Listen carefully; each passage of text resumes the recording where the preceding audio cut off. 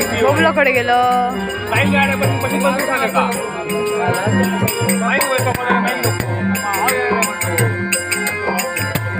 machine काढून घ्या असता